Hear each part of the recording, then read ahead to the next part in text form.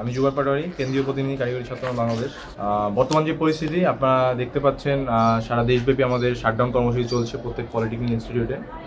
এর কারণ হচ্ছে আসলে আমাদের শিক্ষার্থীদের অধিকার এবং মৌলিক যেই নিশ্চয়তা, মৌলিক অধিকারের নিশ্চয়তা সেটা আমরা পাচ্ছি না।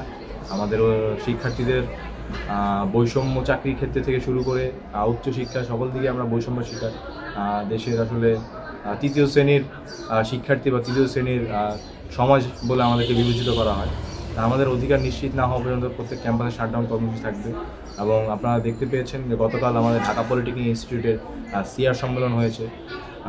আমাদের প্রায় 400-450 শিক্ষার্থী ছিল, প্রত্যেকেই সিআর ছিল, বা ফার্স্ট শিফট সেকেন্ড শিফট প্রত্যেক ডিপার্টমেন্টের সিআর উপস্থিত ছিল। এবং আমরা শপথ পাঠ করি এই বলে যে কারিগরি ছাত্র আন্দোলন বাংলাদেশের 6 দফা বাস্তবায়ন না হওয়া পর্যন্ত আমরা রাজপথ ছাড়ছি না, আমরা আমাদের আন্দোলন চলমান থাকবে। কারিগরি ছাত্র আন্দোলন বাংলাদেশের প্রত্যেকটা দফা পয়েন্ট থেকে পয়েন্টে বাস্তবায়ন না হওয়া পর্যন্ত আমাদের কর্মসূচি চলমান থাকবে। এবং যে সকল শিক্ষার্থীরা ক্যাম্পাসে উপস্থিত রয়েছে তারা ক্যাম্পাসে থাকবে এবং তারা সর্বাত্মক শেষ মুহূর্ত পর্যন্ত চেষ্টা করে যাবে 6 দফা দাবি বাস্তবায়নের। আপনাদেরকে যেই কোনো ধরনের কি আশ্বাস দেওয়া হয়েছে? গতকাল তো একটা বৈঠকও বসেছিল শুনেছিলাম, সেই বিষয়ে যদি কিছু বলতেন। গতকালকে না, 27 তারিখে অনুষ্ঠিত হয়েছিল, সেটা হচ্ছে আমাদের যে 6 দফা বাস্তবায়নের রূপরেখা কমিটি রয়েছে সেই বৈঠক। এবং সেখান থেকে এই বলে আমাদেরকে জানিয়েছে যে 21 দিনের পূর্বে তারা আমাদেরকে কোনো ফলাফল প্রকাশ করবেন না।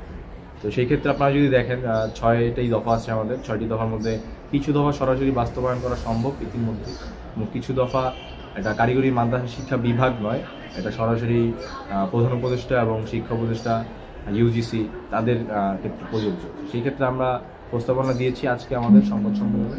আমাদের দ্রুত থেকে দ্রুত সময়ের মধ্যে কারিগরি শিক্ষা সংস্থার কমিশন প্রয়োজন, তাহলে আমাদের যে সকল দুরবস্থা রয়েছে, আমাদের ঘাটতি রয়েছে কারিগরি শিক্ষা, সেগুলো সংশোধন সম্ভব।